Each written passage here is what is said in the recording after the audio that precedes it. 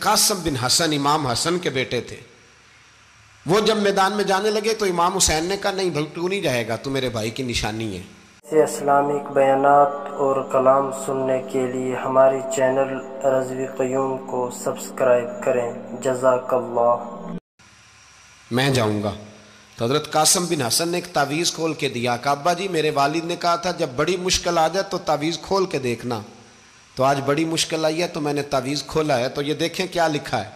یہ تو رکا ہے، تعویذ ہے ہی نہیں. جب کھول کے دیکھا تو اس پہ لکھا تھا قاسم اگر حسین پہ کوئی کڑا وقت آ جائے تو بیٹا کے آگے آگے رہنا، اگر کڑا وقت میرے بھائی پہ کبھی آ جائے نا دیکھنا اس کے آگے آگے چلنا، اسے حسن کی کمی نہ محسوس ہو. پائیاں جہاں ساک نہیں کوئی جے وچ خار نہ ہوئے.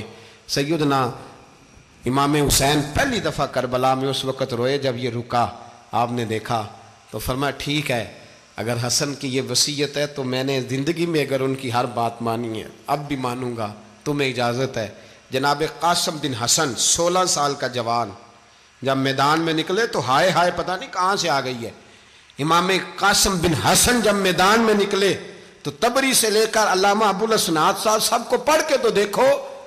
3 دن کی پیاس ہے، شدید آزمائش ہے، دکھ ہیں، تکلیفیں ہیں، پھر بھی پہلی دفعہ جب میدان میں گئے ہیں واپس آئے ہیں 19 لوگوں کو قتل کر کے واپس آئے ہیں.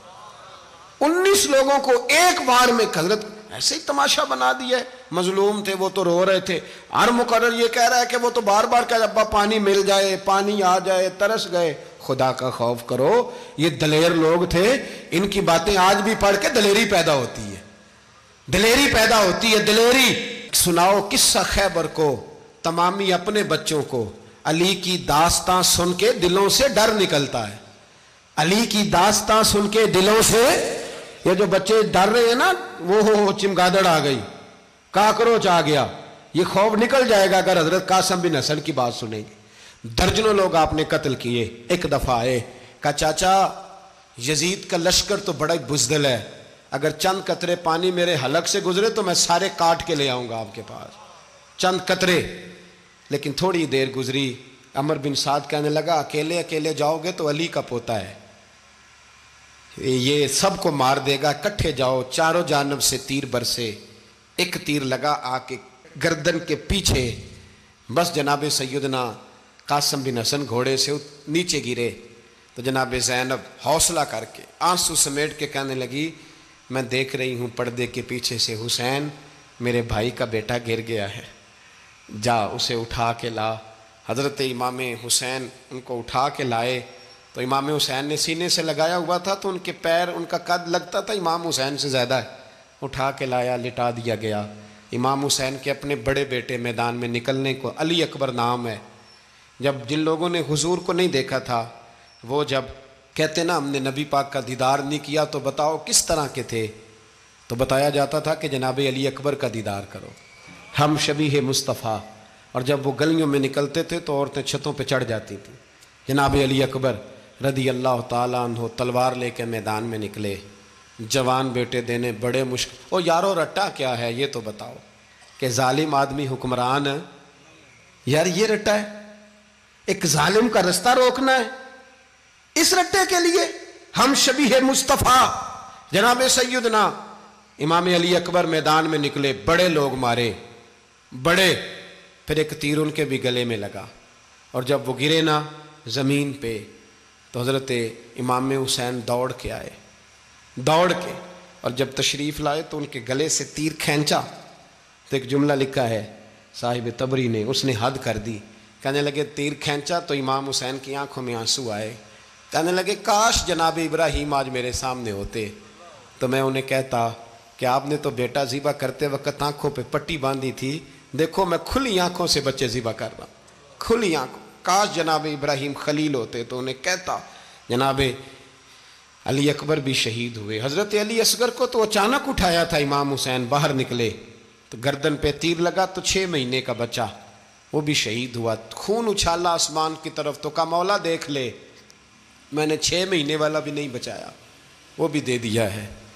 پھر حضرت عباس کو بیٹیوں نے کہا کہ اب نہ کچھ کہتے ہیں پہلے شہید ہوئے، کچھ نے لکھا بعد میں کہ اب ہم سے پانی کے بغیر نہیں رہا جاتا۔ تو جناب عباس پانی کا مشکیزہ لے کے نکلے، باہر نکلے، ایک ہاتھ کٹا، دوسرے پہ مشکیزہ، وہ بھی کٹا۔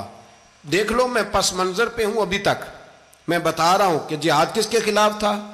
ظالم حکمران کے خلاف، ظالم کافر کے خلاف نہیں، مشرک کے خلاف نہیں۔